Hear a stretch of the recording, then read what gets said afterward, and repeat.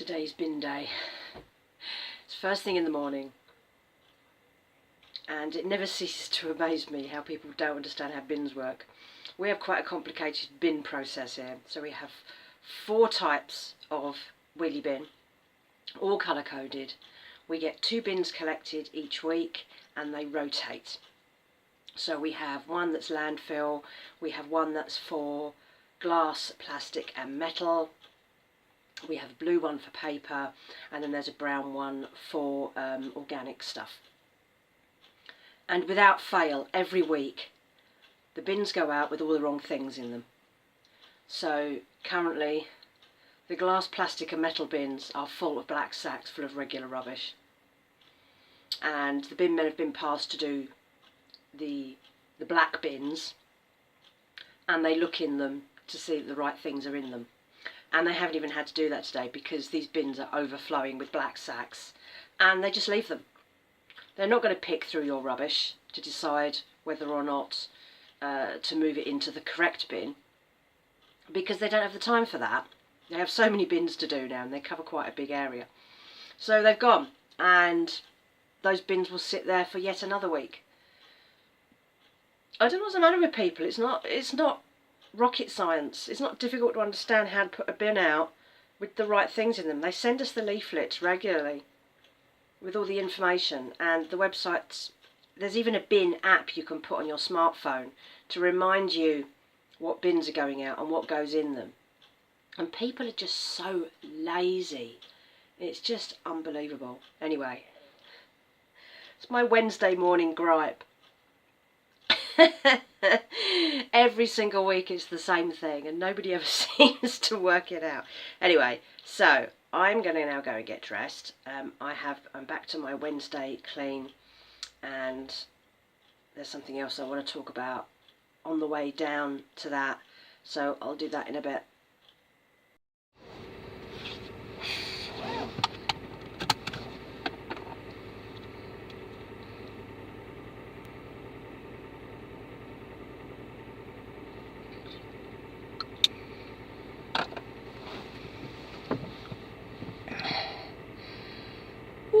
Just letting the car warm up before I head off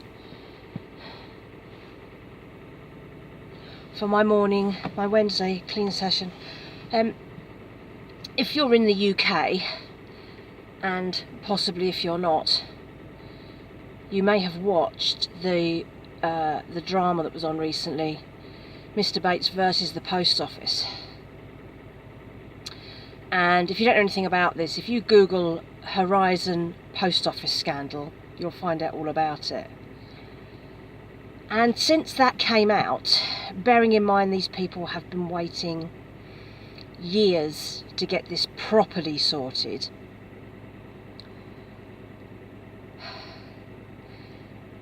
it's depressing that it takes a 4-part drama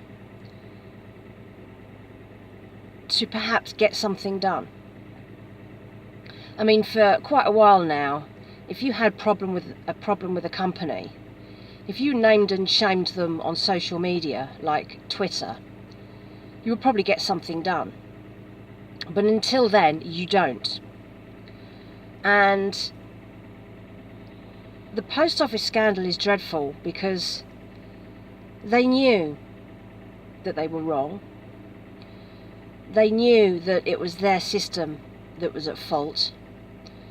They knew they were taking money off of people who didn't owe it, and they didn't care that they were pushing people into debt, making them lose their homes, giving them criminal records, sending some of them to prison just to cover up their own incompetence.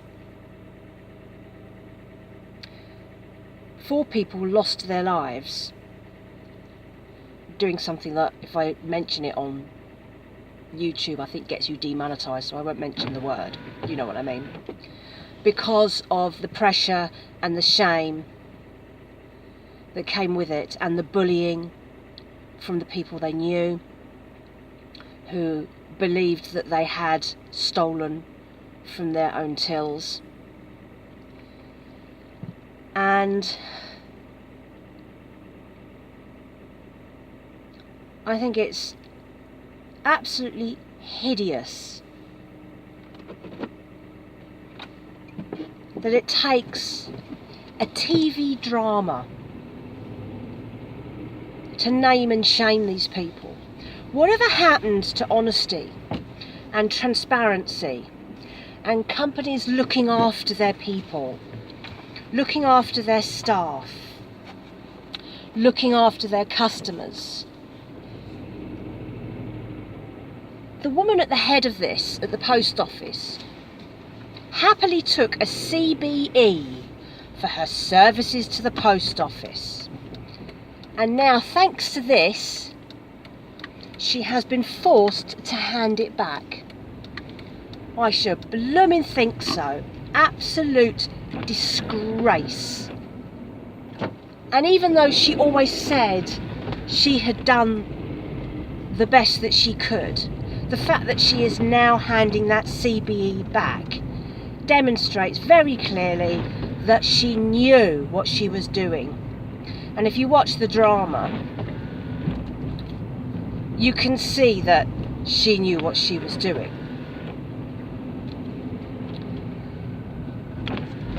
It's just the most awful betrayal. These sub-postmasters, I mean, I'm not sure exactly how many were affected by the software problems. I've got in my head that it was something like 700, but it could be more. And now the government is thinking about finalising this properly. I think some people do still have criminal records because of this, and I don't think anybody has had their money repaid. Money that the post office took from these people and stuck into their profit margins because it was easy money for the post office. I have absolutely no respect for the post office anymore, at all. And to be honest with you, I don't use them that often much anymore anyway, because they're so blooming expensive. When I'm doing my sales on Vinted and what have you, people get the option of what they can use, and you get Royal Mail, you get the in-post lockers, you get Every and Yodel. I think that's the full selection. And so far, nobody has used Royal Mail. I haven't had to go to the post office with any of these items. It's been all the other services.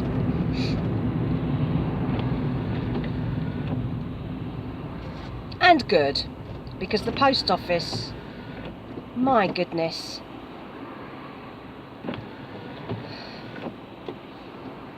it's just so disappointing. And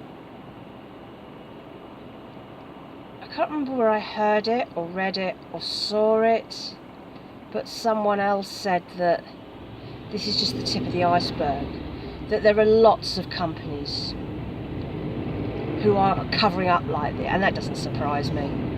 Covering up like this, betraying their workers, betraying their customers, does not surprise me in the slightest. I don't think there are any companies I actually trust. The lack of transparency and the feathering of their own nests for shareholders and CEOs and end of quarter profit margins. It's just awful. You can't trust anyone anymore. At any point, if you think a company is doing you a favour, they're not. There's a programme coming up soon about whether loyalty cards with stores are worth it. And I do use all mine, but I try to be very careful about how I use them to my own benefit, because I know that the supermarkets are offering you those loyalty points knowing that you're already overpaying. They're not going to give you something out of the goodness of their own hearts just to help you with the cost of living crisis. They're making their money, and I think the there was something written after Christmas that said supermarkets have had one of their best Christmases, like really good Christmas for them. It's like the energy companies, good profit margins, whacking up prices while people freeze to death in their own homes.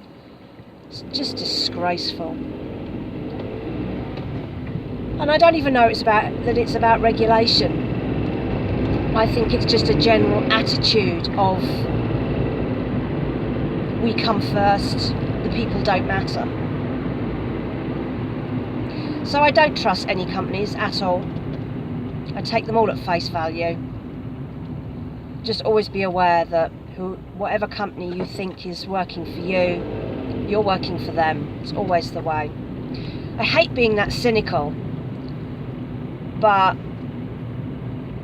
that's the way it is. Big business is there to get one over on you. It's just the way it is. And it's just so sad.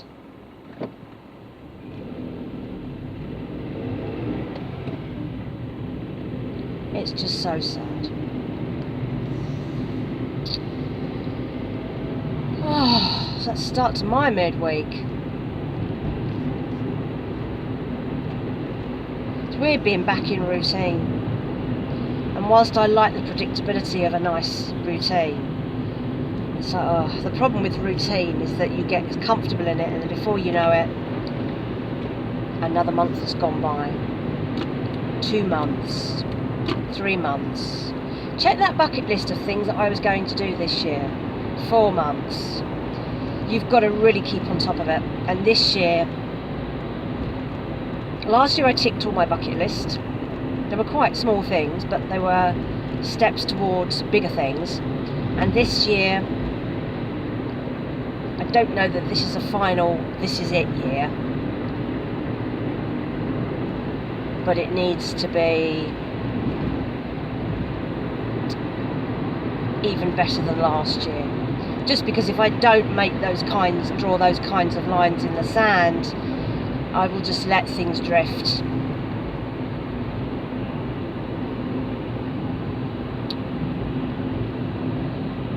But I've been really busy this week. Vinted is keeping me very busy. The things that I brought back from my friend are selling fast. I was getting stuff out the wash and hanging it up to dry and photographing it, thinking I'll just save time, and some things were selling. I barely got it out of the washing machine. So I've had to hang on to things for another day, honestly. But it's good because we're making some money, and I'll do an update on that. Making some money and obviously making some space back as well. Gosh, nowhere to park.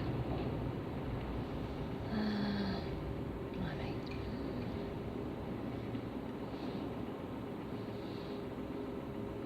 I think we'll be alright here. Well, actually, we'll get in there. Hold on. Let's move over here. What's it?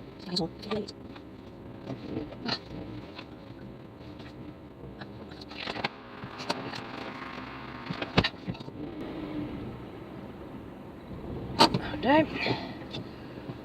Right. This morning I have been out on another errand run. More items going to Vinted. And on the way back I went past the little cafe near me, which often has a table outside with cheap things.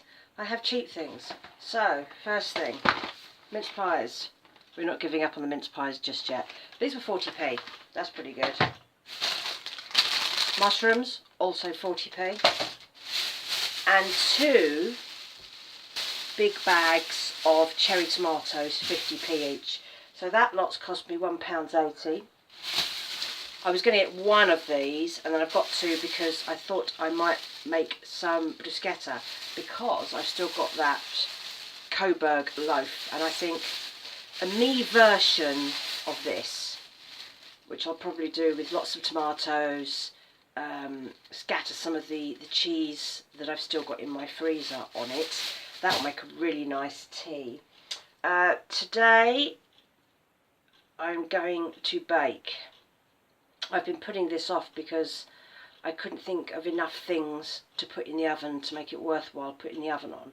But I'm going to heat up the Ginster's Fiddy Bake thing that I bought the other day and do that with some sauteed potatoes in the oven. I'm also going to make a cake, and I'm going to show you what I'm doing with that. And I think I'm going to make a apple and blackberry crumble, a small one. And then those things will last me across a week or so. Since I got back, as often happens, for about a week I tend to focus less on food, because when I'm away, when I'm at my parents', there's food everywhere, there's so much food, and I come back and I very quickly slip back into my normal eating habits, and I have found I've been less interested in sweet stuff since I've got back, so I've been taking advantage of that and eating less for a change. It won't last, of course, it never does, but I definitely need to, let's just say, watch the pounds a little bit. Winter's always the hardest time. Post-Christmas, I'm not even going to get on the scales. I probably won't even get on the scales until spring at this rate, because there doesn't seem to be any point. Temperatures are what they are, and I'm not going crazy. I'm trying to be really careful with what I have, make things last, and we'll see how we get on. I feel okay. I don't feel like I'm overeating. I'm sticking to my 2 meals with maybe a little mid-afternoon something, but it's like really something small. I'm not going mad. So hopefully I will keep things on track a little bit. Now I'm going to finish getting changed. Still got my hat on. I love this hat and it's great now. I have shorter hair. Anyway, I'm going to get organised for the little cooking session, and then I can show you that at the end of this.